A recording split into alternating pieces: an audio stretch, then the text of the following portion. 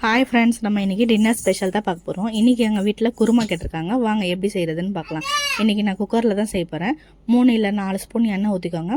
சோம்பு, பட்டை, லவங்கம், 2 ஏலக்காய், அதுக்கப்புறம் கொஞ்சம் கருவேப்பிலை, 3 பச்சை மிளகாய் கீரி போட்டிருக்கேன். அதுக்கப்புறமா நான் 2 ஆனியன் எடுத்திருக்கேன். அதை நல்லா அரிஞ்சு வதக்கிட்டு நல்லா ப்ரௌனாக வர அளவுக்கு நல்லா வதக்கிட்டு அதுக்கப்புறமா நான் மசாலா சேர்த்துக்கிறேன். இன்றைக்கி 1 ஸ்பூன் கரம் மசாலா, 1 ஸ்பூன் மிளகாத்தூள், 1 ஸ்பூன் சில்லி பவுட்ரு, 1/4 ஸ்பூன் மஞ்சத்தூள், தேவையான அளவு உப்பு நல்லா மிக்ஸ் பண்ணி எடுத்துகிட்டு எண்ணெய் புரிஞ்சு வர டைமில் நான் 2 தக்காளியை அரிஞ்சு எடுத்துருக்கேன்.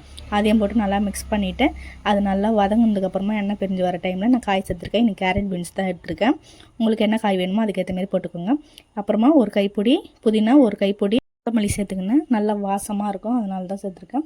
அதையும் நல்லா மிக்ஸ் பண்ணிவிட்டு நமக்கு தேவையான அளவு தண்ணி எடுத்துக்கோங்க. நான் இன்றைக்கி 1 ஸ்பூன் தண்ணி எடுத்துருக்கேன். உங்களுக்கு எவ்வளோ தேவையோ அதுக்கேற்ற மாரி எடுத்துக்கோங்க. அதுக்குள்ளே இது கொதிக்கிறதுக்குள்ளே நம்ம ஒரு மசாலா ரெடி பண்ணிடலாம். தேங்காய், உடச்ச கடலை, 1 ஸ்பூன் சோம்பு, இதை 3த்தையும் போட்டு அரைச்சி எடுத்துக்கோங்க. இப்போ கொதி வந்துடுச்சு. இப்போ நம்ம அரைச்சி வச்ச மசாலாவை அதில் சேர்த்துட்டு 2 விசில் விடுங்க. அவ்வளோதான் ஃப்ரெண்ட்ஸ், குருமா ரெடி. இன்றைக்கி நம்ம வீட்டில் தோசை குருமா தான் ஃப்ரெண்ட்ஸ். இந்த வீடியோ உங்களுக்கு பிடிச்சிருந்துன்னா லைக் பண்ணுங்கள், ஷேர் பண்ணுங்கள், மறக்காமல் நம்ம சேனலை சப்ஸ்கிரைப் பண்ணிவிடுங்க. வாங்க சாப்பிட்லாம்.